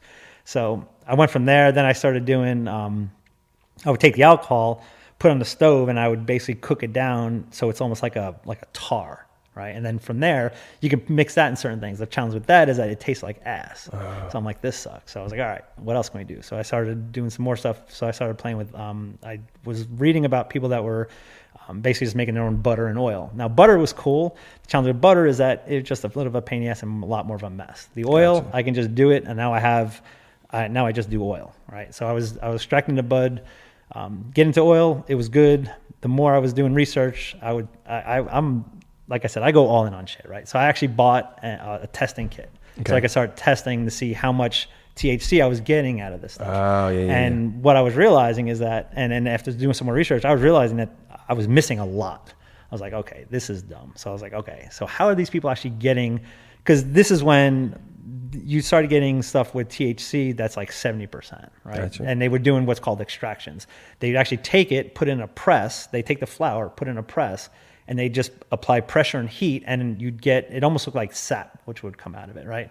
And that's now called shatter, right? Gotcha. They do other things. Okay. They'd have that. They make crumble. They do whatever. So I was like, okay. So they do that. That's like 80 to 90% efficient versus like I was getting like 20%. Oh, damn. So I'm like, okay. So this is obviously way better. So I'm like, okay, how much does it cost to buy a press? And I'm like, fuck, that's a lot. I'm like, I can just buy the shatter though, right? So we moved to Arizona, and I'm like, it's legal here for medical. So I'm like, the first week, I was like, I'm getting my card. Yeah. I got my card, went to a dispensary. I'm like, oh, like, okay, what's this? So, I mean, I spent like an hour and a half in there just talking to one of the bud dealers. Awesome dude. Chatted around, figured out what was what. Experimented with a whole bunch of different shit at that time, and it was really good. Then I started playing with the shatter, and I was like, and talking to him, I'm like, this was made basically by it's heat, pressure, and then I don't know, one other inert chemical, right? Yeah. So it wasn't a big deal. So I take that, I can heat that up to a liquid, I can then infuse that into oil, and now I have oil that is like has a 70 to 80% THC in it. And now I can do a lot of stuff with this, right? And I still have my testing kits, and I could test it. I could figure out my dosage, because that was always the challenge, right? You're like, okay, I have a brownie. I don't feel anything. I have another brownie. And then you're fucking couch locked for like 3 days, right? Yeah. So now it's like, okay, now I can figure out that each one of my drops is going to be this, and I could figure out this. So I basically ran, before it became rec here, I started making what's called chocolate drops, right? And coffee drops is actually what I call them. So I have a little ice tray that measured out, it's 15 grams, 15 milliliters. So I can basically fill all my things up. I know what my dosage was. And it worked out good, right? So I was doing that for a while. Then I was like, okay, how do I make a chocolate bar? 'Cause that's what I wanted to make. Because one of the challenges I had is that I'd make these things, and if I kept them out, they'd melt, right? So I had to keep them in the fridge. I'm like, how come chocolate bars aren't melting? Then I found out this whole thing about process with chocolate, and then there's a chocolatier that's down in Mesa. So I called her. Okay, that was after you gave me the stuff, because I remember ours, the one you gave me ended up melting. Yes. Yep. Yeah. So I called her, and I was like, look, this is going to sound really weird. Like, this is what I'm doing, and this is the problem I'm having. She's like, oh, come on in. We'll talk about it. So I went and chat with her, and she was really cool. She showed me how to do it. I don't remember what the process is called now off the top of my head. It was just a pain in the ass to do. So I was like, fuck it, I'm not going to do that. Yeah. So then I don't mind keeping it in the fridge. So I started making bars, and then just talking with a couple people. I'd get a phone call, a random text here and there, and somebody would be like, hey, can I buy one of your bars? I'm like, sure. So then before it became rec, I had 15, 20 clients around town where I'd make a whole batch then and just go deliver them. And it was good. It was a nice little side hustle for a little while. And then as soon as it became rec, everybody's like, oh, I'm just going to go buy it from the dispensary. Yeah, exactly. That's don't blame you. So, so that now I just make my own now. I do it for myself, and it's good. I mean, it's do you it's like fun. throw like nuts in them or anything, or is it just straight up chocolate? Yeah. And depending on the strain, depending on what I need to do, like if I need to actually work and be creative, like there's one strain that I love called Jack Herner, or the other one is Blue Moon is the other one. Those are my two favorites. Yeah. I'll make a batch of those, and I have, depending on the type of chocolate I'm in the mood for, I'll drop it. I'll make coffee, drop it in the coffee. It melts in there, so it gives the coffee some flavor, and and you just get in the zone, and I could just work, and I could just do whatever. And it's funny because the wife knows when it happens, because I put my headphones on, I get in front of my computer, and I just go. You're in your flow state exactly. at that point. Yep. Yeah, you're flowing. And it's just whatever I need to do, I can just bang it out, and it's just like I love working like that, because it's just, I don't know, you just, like you said, you just get into the zone, and I've got my playlist that I play. That's my zone playlist, and it just goes. Well, I think when you have the perfect amount of and a good strain of marijuana, it does put you in a mode where you become detail oriented. Oh yeah, you know, so it's very good for what you do. So I remember when you gave me yours, it was cold. I think it was winter. Yeah, it was. Yeah. It was like November, and I remember I got home and I put it on the top of the fruit basket, and I'm like, hey guys, don't touch this. Like, it's weed. I'm gonna go take a shower. So I get out of the shower, I come back, and I was like, you know what? I should probably put that in the fridge. And by the time I checked it, it had melted. Yeah. I'm like, fuck. So I throw it in the fridge. And then I went to work, and I work at a music store, plenty of potheads. So I'm like, hey, I'm not familiar with this. Like, what's your advice? And one guy was like, oh, you should be all right. But one guy was like, all right, well, here's the thing, dude. You don't know, it melted, so you don't know where all the concentrate went. So he's like, what you're going to want to do is split that up between whoever you want. And because I think by the time I was getting around to do it, too, it was going to be New Year's. And I knew I had a couple friends coming over, and we're going to split up into 4 pieces. They're like, someone can get like the right amount, someone can get a very little, and one person's probably going for a ride. So I was like, all right, whatever, we'll kind of see where it goes. So friends come over, we're playing Jackbox games and stuff, and I cut into 4 pieces, and I handed off one to Gabby, one to my friend Anna, and one to my friend Nate. And Nate's like, well, what is that? He's like, no, I brought my own, I just don't know. And I was like, all right, fuck it. I had already ate mine. I was like, well, I'm not gonna let this one go to waste. So I took 2 pieces. And then flash forward to it kicks in, and I'm just like super paranoid. Like, they know I'm high. We're playing this game, and you're supposed to be funny. And I'm like, dude, my timing is totally off. Is this even funny? I'm laughing at my own stuff. And then I got to the paranoid part where I was like, oh, dude, my wife's poisoning me, because I ended up having to go throw up because I got the spins. Oh, shit. And so I'm back there, and I'm like, she poisoned the food. Blah. And as I'm walking off to go throw up, like, I'm like, play it cool. And then as soon as I hit the corner, I run to the bathroom. I'm like, throw up, come back. I'm sorry. And no, dude, it was a learning experience, and it's funny. It's I don't know, it's a great story looking back. Like, I am like peeking my brains out, and it's like, my wife is poisoning me. She wants to get rid of me. We just signed life insurance. Like, I know that's what it is, shit. And then you wake up and you come to your senses. But that's awesome. Oh man, that was definitely a sativa strain, because that's what my wife, she needs a hybrid or an indica. Otherwise she's like, her brain does not shut off. And it just makes her go, and she gets stupid paranoid. And so, and it was funny because the first time she's never even smoked a cigarette. Like, she never. So I made brownies one night for her, and she wanted to try it. And I told her, and I told my kids, and this is an interesting thing. So I talked to the kids about it. I said, this is what I'm going to be doing. Yeah. I said, if you want to try it, that's fine. We'll try it together, because it's in the house. I'm not going to keep it from you. Yeah. And my one daughter, she's the really smart one, big pothead. Hilarious. But it's fine. But anyway, the first time my wife tried it, it was a really good experience for her. Good. Because it was a hybrid, it was mellow, and she felt good. The second time was I can't remember what it was. I think it was a sativa strain, and it just fucked her up. Like, it was an overdrive. Very, very analytical, right? Yeah. So she could not shut her brain off, and it was just like, she got wicked paranoid, and she did not like it at all. So then after that, she's like, I'm never doing it again. I'm like, understand, different strains is what we're gonna do. Yep. So now it's like, there's a couple strains that we found that really work well for her. So she shouldn't do it a lot, but mostly for bed, it puts her right out. Like, we'll give her a good indica strain, and she'll be like, oh, this is good, and then she's out. Yeah. So it's definitely good, but it's funny. People don't realize that when it comes to recreational drug use, there's 3, 4, maybe 5, 4 for sure, like, pillars that I would say is stuff that you have to make sure is in line. Yeah.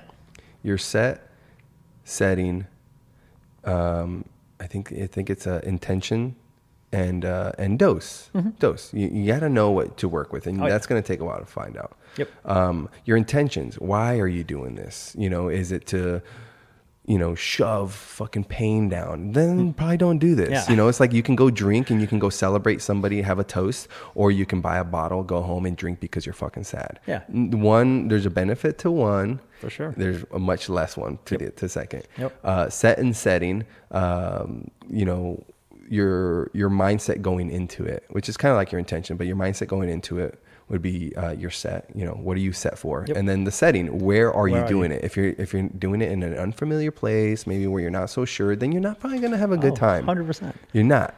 So you have to be mindful, and that's the responsible drug use. I actually took a half a tab of LSD last week, and my friend was like, what would you do? And I was like, I actually paid bills. Like, I was literally on my computer, and I was like, shit needs to get handled. And I'm like, I'm just a responsible drug user, I guess. Like, it just, what happened? The set part is so true, because if you're in the wrong mindset, I mean, I remember the first time I did mushrooms. Yeah. It's like, I've always been stupid paranoid about doing it just because I know I'm going to have a bad trip. I know I'm going to have a bad trip. I know I'm going to have a bad trip. Oh, yeah. So when it was finally time where I actually had some, I'm like, okay, I need to get the hell out of this because I know I'm going to have a bad trip if I do it. And I was like, okay, change this right now. It's going to be fun. I'm doing it. This is why I'm doing it. This is where I'm doing it. And we're going to have a good time. And it was a fucking blast. We played cards and we had a awesome time. I mean, it was so much fun. But it's so funny that you say it because that's so true. The mindset thing is so important. Yeah. Like if you go into it the right mindset, that plays such a huge role because I think that especially with weed, especially with mushrooms, is that whatever mindset you're in at that point is going to elevate it. Right. So if you're in a bad place, it's not going to be fun. Here you go. Right? And it's not going to be fun, but it's going to teach you something like the other struggles. What we've already talked about is struggles. And I feel like I do subscribe to that idea that there isn't a bad trip. It's your mindset and going into it. Yeah. So it's not the drug. It was just where you were. And you have to be responsible in that sense. But also, it's probably going to talk to some shit you don't want to hear, which is why it's a bad trip. I don't want to hear this. I don't want to see this. I don't want to do that. Yep. You know, it's going to teach you something regardless. For sure. Again, because we're going to fail. Yeah. So everything's not always going to be hunky-dory. Oh, 100%. It's 100%. not. But to go back to the reason why I got into it was, so with my MS, the meds I was on just absolutely sucked, right? The side effects blew. But since doing that, like I have been much more stable. Like one of the big things with MS, your mood swings they suck. You get this thing called brain fog where like I can have a conversation and I'll have the conversation again. Like my wife does it all the time. Not all the time, but it used to be really bad where like we'll be talking and all of a sudden I'll say the exact thing again. She's like, we just talked about that. No, we didn't. No, we literally just did. Yeah. I'm like, no, we didn't. And then we get in an argument about it. So it's like, but since doing it and like that has just helped that part so much. Yeah. Another big thing is you get just this major, I can't even describe it. It's just like, you just lose energy, right? You just get this very sluggishness thing about you. And it's funny because people always, a lot of times they relate weed to just like, hey man, I'm just going to be just chilling. And if you do it right, and if you do the right strain, it's not like that at all. No. Like it'll perk you up. It'll actually get you active. Yeah. I remember doing some of my long rides. I used to do either I didn't like to smoke that much because I don't like to smoke around the kids. Yeah. But different. I'd have usually just one drop right before.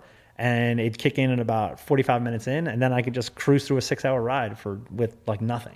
Right? Yeah, and it's there's great. people here listening to this, and they're like, "Oh my god, can you believe that?" Yeah. But then they'll be popping in a Xanax or they'll Yeah. pop in an Oxy, and then I have my glass of wine, now I'm good. Exactly. But they'll look at this and be like, "Oh my god." Yeah. It's so funny. That stigma it's so bad. And the funniest thing was, I remember I lived in North Carolina. I was part of the homeowner association in my community. There was a person working at a big tech firm next to me. He was a VP. His wife was another VP at another company. People down the block, one of them was a manager of a car dealership. Another one was, I don't know, very, very high up in corporate America, right? Yeah.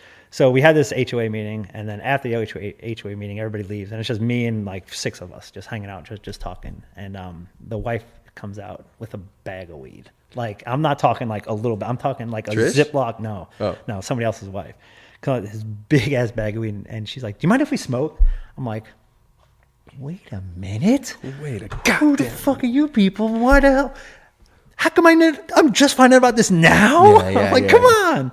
So it was good. So after every HOA meeting after that, we just had a smoke out party, and it was a blast. But it was just so interesting to see these people in this position that if their subordinates knew, they'd either be like, "Oh wow, he's really cool," or "Well, you shouldn't be doing that because you're in this position or whatever." Exactly. But it's so interesting, the stigma that comes along with it.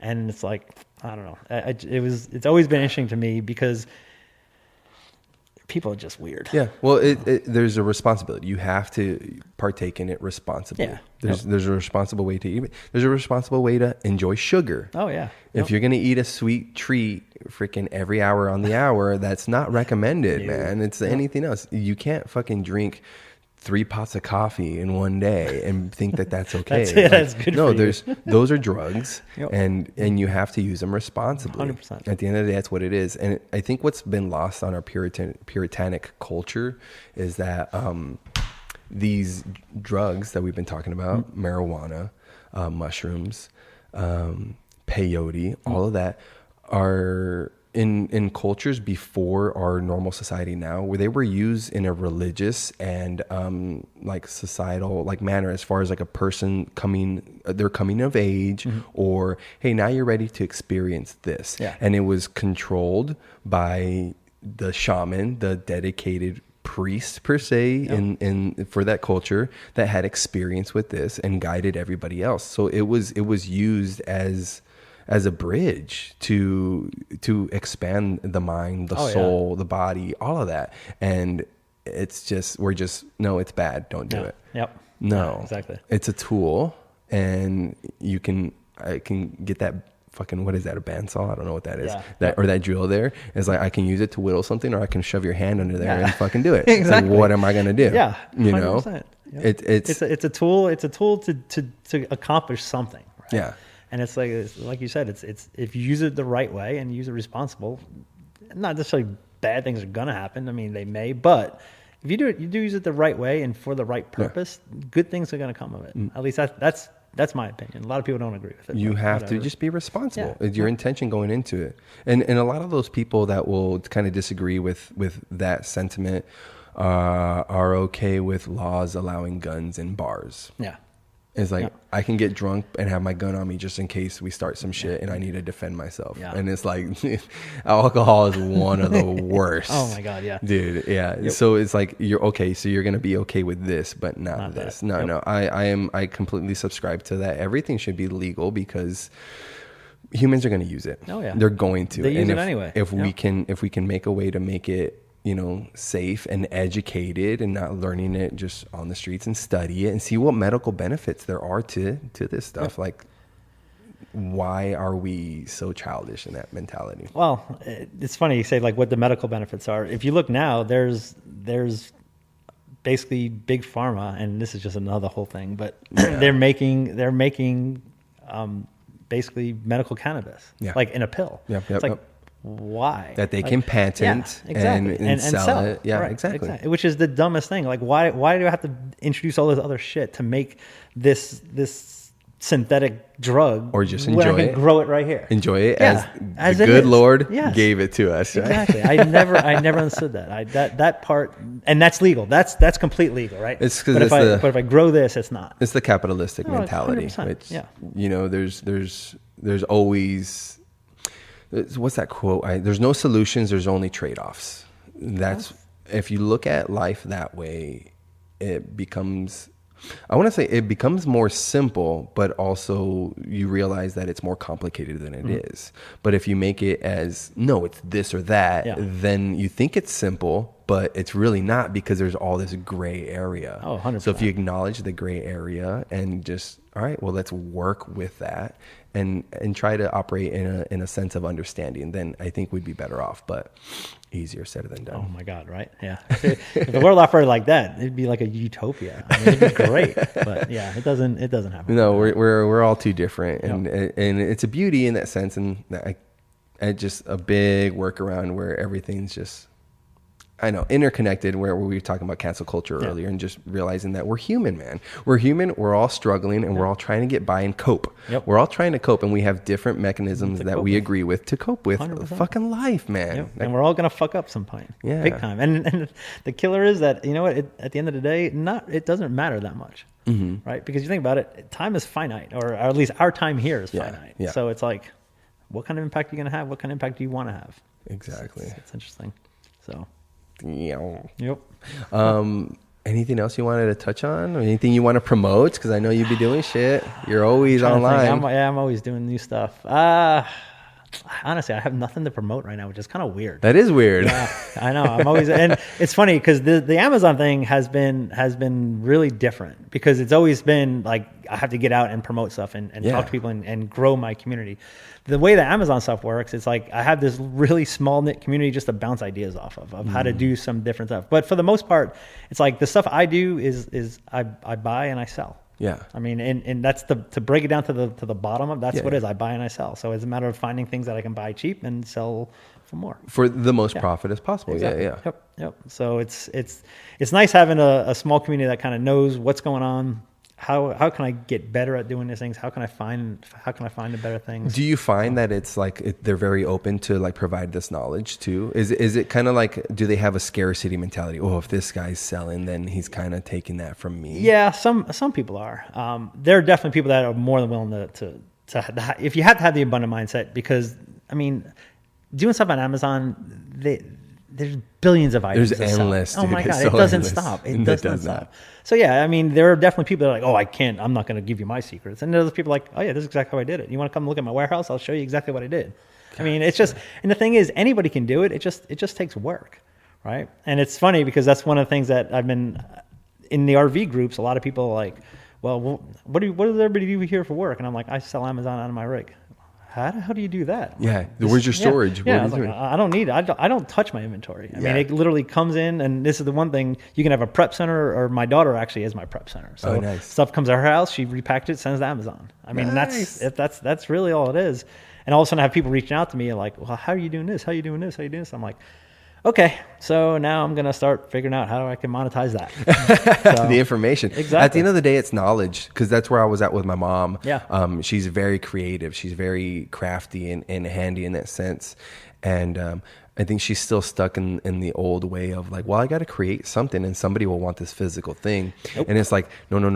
The money is in people want to learn what you do. Yes. The money is in providing the knowledge. Yep. And the one thing that all you need to do is, you don't even need to be successful at something. You need to be mildly more than average, right? If you can do something that makes you stand out just a little bit, somebody's going to take notice and be like, how do you do that? How do you do that? Gladly tell you. Pay for that information too. Yes, 100%. Yeah. And that's the thing. So many people, like I give away way too much knowledge. Like and it's funny. I appreciate this. Yeah.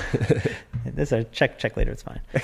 I remember when I was getting ready to leave my job, a buddy of mine asked me, he was like, well, how do I do this? And I told him, he's like, all right, dude, you cannot do that. You have to just be like, okay, this is what it's going to cost you.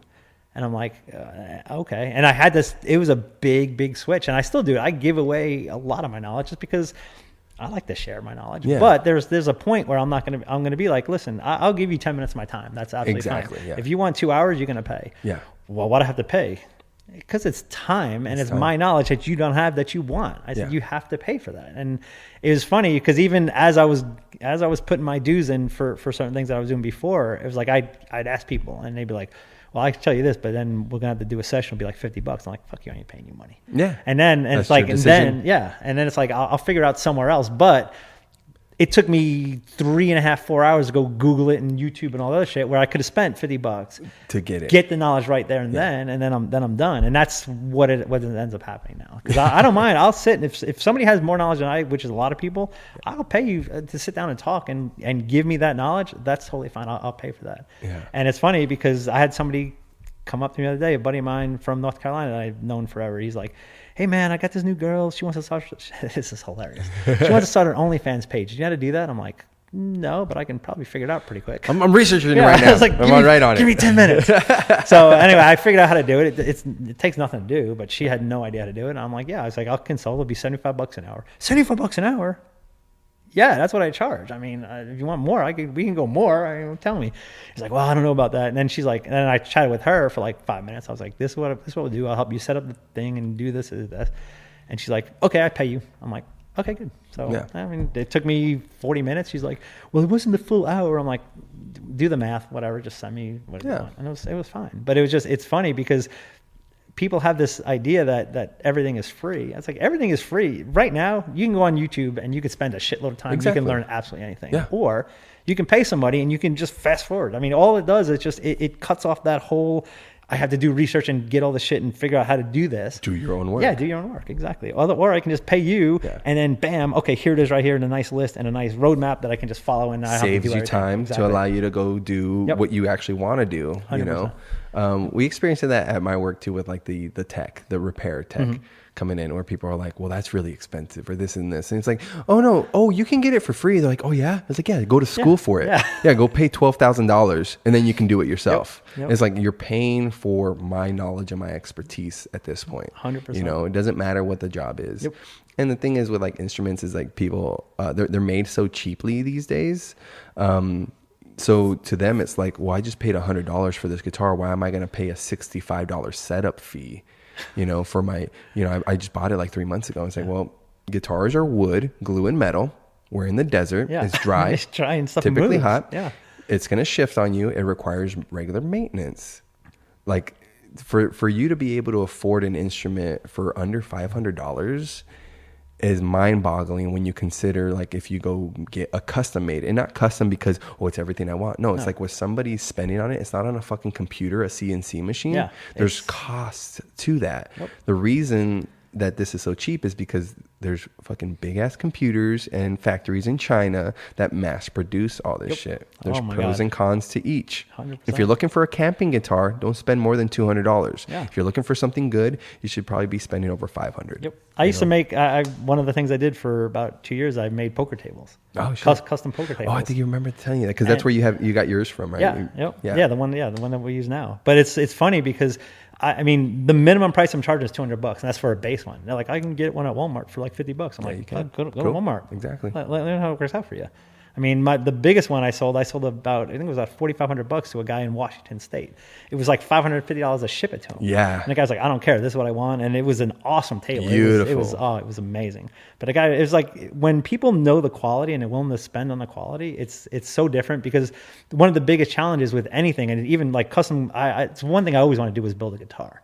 Like, it's so cool, and the craftsmanship that go into it, but it's work. Amazing. It's a lot of work. A ton of work. And people have no idea how much time and effort and just knowledge to get there goes into doing it. Yeah. Where it's like, I remember I did a bathroom for a woman. I made all the cabinets in there for her, and she was like, initially she was like, well, I can just go down to IKEA and buy them right there. I'm like, okay, cool. Yeah. Let me know how that works out in, like, I don't know, a year. Yeah. I mean, and now it's like I did all custom cabinets in her bathroom, and she was like, oh my God, this is amazing. I was like, yeah, because this is the way you want it. Not only that, but it's also custom. It's like, you're not going to be another one like this, and the craftsman's good, right? Exactly. It's not made with shit stuff. It's good, and it takes the knowledge to do that.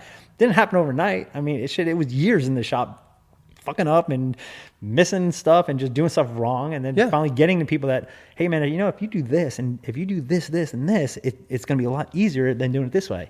Oh, okay. Mm-hmm. And it's that. And people don't understand that. People want stuff now. And it's like a plumber or an electrician or an AC guy. Mm-hmm. A guy that comes in is really good. He's probably gonna charge you twice as much as a real basic guy, but he'll also be done at least half the time. And it's going to be done right. You can save money, but this guy will be here a lot longer. He's probably going to fuck up a couple things. Yep. But you paid less, right? Yeah, sure. 100%. What is it going to be? Yep. I remember, and this is a funny story. There's where we used to live, a lot of people, like I said, I've been in tech forever, right? Mm-hmm. So I used to do, for my neighborhood, I would charge people $50 to come out there and fix whatever issues they're having. They get an hour of my time. If I can't fix them, they don't pay me. So one guy was having an issue with Outlook, and he was telling me, he's like, I can't do this, I'm not sending this. I'm like, all right. So I go over to his place, and it's like I said, it's $50. I literally said, okay, what's the issue? And he showed me, and I opened right in front of him. I went right to Google. Outlook is not sending email because of this. So this is the error. And it came back with the very first thing. I clicked on it and said, this is how you fix it. You delete this file. So I went there, deleted that file. It was like 5 minutes worth of work. I'm like, all right, $50. He's like, well, I could have Googled it. I'm like, you did it? You could have, yeah, but you called me. He's like, he was so pissed. I'm like, dude, your stupidity is not my problem. Exactly. Here, man. Just. That's so like, good. Yeah. That's so good. Your yeah. stupidity is not my problem. Yep. Yeah. Your lack of knowledge in how to fix your own problems. Yeah. And then I come here and fix it for you. And then you're upset because. And there's an old story about the guy that there was a big ship that they could not get the engine to run, right? And they had engineers coming in and trying to fix it, and they couldn't fix it. Finally, they called the guy that actually made the engine. He's like 85, right? Yeah. He comes in, he looks around, takes a hammer and just goes, wham! And all of a sudden the engine starts coming back up. They get a bill for like $15,000. Like, all he did was hit it with a hammer. He's like, yeah, but I knew where to hit it with the hammer. Exactly. And now you're up and running and doing your shit. Yep. Like, it doesn't matter what it took. It's what's the outcome to my work. Exactly. The outcome is that you have a working ship, you have running water, you have this, you can proceed with the peace of mind going forward. Exactly. What is that worth to you? Yep. It's not what went into it. It doesn't matter. It doesn't matter if it took me 5 minutes or 5 years to fix it. I mean, it doesn't. The fact is that you don't have the knowledge and you want the knowledge. Exactly. So you're gonna have to pay for it. So, but yeah, that's. I don't know, man. That's just the way life is sometimes. Yeah. Right? I think that's the biggest takeaway, man. Is that line? Yep. The knowledge that we hold to be able to give people, and that's why I love having guests and the face-to-face on that. You know, I'm really just picking at your brain and seeing how that I can apply that to my own life. Oh shit, yeah, I love it. It's fun. And dude, you ever need anything, man? You just ask. You know that. I love it, Rob. Awesome. Thank you, man. Thanks for coming on, brother. Hey, man, I appreciate you having me. Thank you. Love you too. All right, guys. Come out to an F3 workout. Let me and Rob kick your ass. Oh, for sure. And buy some shit from him on Amazon. There you go. Awesome. Thanks, guys. All right, brother. Till next time. Later. That was so good, dude. Dude, that was good. That was. That went way around in way different directions.